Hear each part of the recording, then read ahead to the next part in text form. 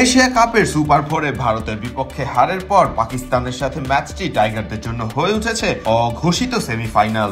এই ম্যাচটি রূপ নিয়েছে বাংলাদেশ ক্রিকেট দলের জন্য ফাইনালে যাবার শেষ ভরসা হিসেবে।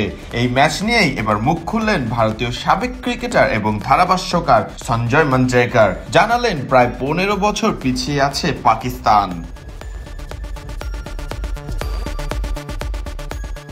ভারত ম্যাচে সাইফের অসাধারণ ব্যাটিং এবং বোলারদের অবিশ্বাস্য কামব্যাকের পরেও হারের মুখ দেখতে হয় বাংলাদেশকে।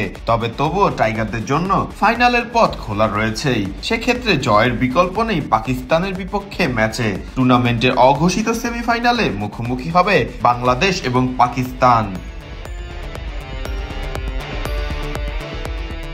এই ম্যাচ নিয়েই মন্তব্য করেছেন ভারতীয় সাবেক ক্রিকেটার এবং ধারাভাষ্যকার সঞ্জয় মঞ্জরেকর। বাংলাদেশের ভীষণ প্রশংসা করে সঞ্জয় জানান, গত কয়েক সপ্তাহে সবগুলো দল দেখার পর প্রথমে ভেবেছিলাম ভারতের পর হয়তো আফগানিস্তানই শক্তিশালী, এরপর শ্রীলঙ্কা, পাকিস্তান কিংবা বাংলাদেশের শক্তিমত্তা কাছাকাছি। তবে এখন স্পষ্টভাবে বোঝা যাচ্ছে বাংলাদেশ দ্বিতীয় সেরা দল। শ্রীলঙ্কার বোলিং দুর্বল, কিন্তু বাংলাদেশ মোটামুটি সব সেক্টরেই ভালো করছে। বর্তমান ফর্মে বাংলাদেশই দ্বিতীয় সেরা এই টুর্নামেন্টে।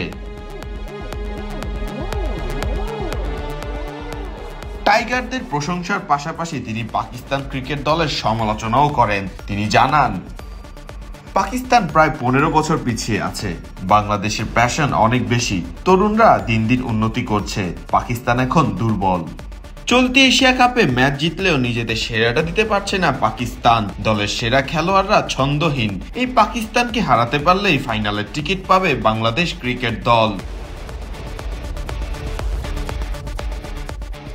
এদিকে গত রাতেই ভারতের কাছে পরাজয়ের শিকার হতে হয় বাংলাদেশকে। 24 ঘন্টারও কম সময়তে ব্যস্ত সূচির কারণে ফের পাকিস্তানের বিপক্ষে মাঠে নামবে বাংলাদেশ ক্রিকেট দল। পরপর ম্যাচ থাকা নিয়ে হচ্ছে সমালোচনাও, কেননা কেবল বাংলাদেশকেই খেলতে হচ্ছে পরপর 2টি ম্যাচ। সব মিলিয়ে সব চ্যালেঞ্জ মোকাবেলা করেই পাকিস্তানের বিপক্ষে জিততে হবে বাংলাদেশকে। ভক্তরা স্বপ্ন দেখতেই পারেন এই ছন্দহীন পাকিস্তানকে হারিয়েই ফাইনালের টিকিট পাবে বাংলাদেশ ক্রিকেট দল। ফারদিন রহমান সকাল, বিডি ক্রিক টাইম।